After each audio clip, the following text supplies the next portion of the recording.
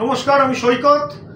আজকের বিষয়টা হচ্ছে আমাদের প্রত্যেকের খুব পরিচিত বিষয়, সেটা হচ্ছে ধর্মনিরপেক্ষতা বা সেকুলারাইজেশন। সোশিওলজি থেকে শুরু করে লোকের মুখে মুখে সব জায়গাতে খুব পরিচিত শব্দ সেকুলারাইজেশন। অ্যাকচুয়ালি সেকুলারাইজেশন কি? সেকুলারাইজেশন সেকুলম বলে একটা শব্দ, ল্যাটিন শব্দ। সেকুলম থেকে সেকুলারাইজেশনের জন্ম। সেক্ষেত্রে এক কথায় যদি বলতে পারি ব্যক্তিগতভাবে, সেটা হচ্ছে ধর্মীয় স্বাধীনতা।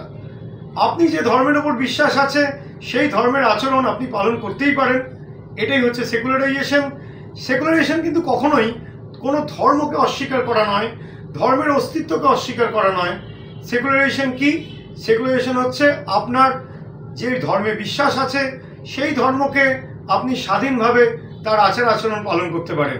এছাড়া মেন লাইন যেটা, সেটা হচ্ছে ধর্ম কখনোই রাষ্ট্রকে ম্যানিপুলেট করতে পারে না। সেখানে রাষ্ট্র কিন্তু ধর্মের দিক থেকে স্বতন্ত্র থাকে। কখনোই ধর্মের দিক থেকে বৈষম্যমূলক আচরণ কোনো রাষ্ট্র মানে স্টেট, সেটা কখনোই করতে পারে না। কোনো সেকুলার কান্ট্রিতে সেটা কখনোই হয় না। কারণ আমরা জানি আমাদের ভারতবর্ষ সেকুলার কান্ট্রি, আমাদের ভারতবর্ষ ধর্মনিরপেক্ষ।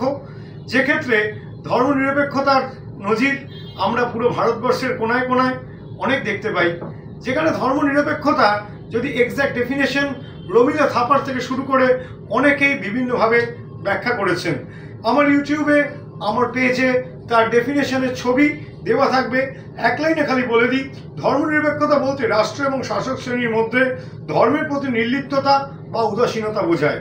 ধর্মের ওপর উদাসীনতা মানে কোনো ধর্মকেই নিয়ে গুরুত্ব না দিয়ে উদাসীন থাকাকে ব্যাখ্যা করা হয়েছে। নমস্কার।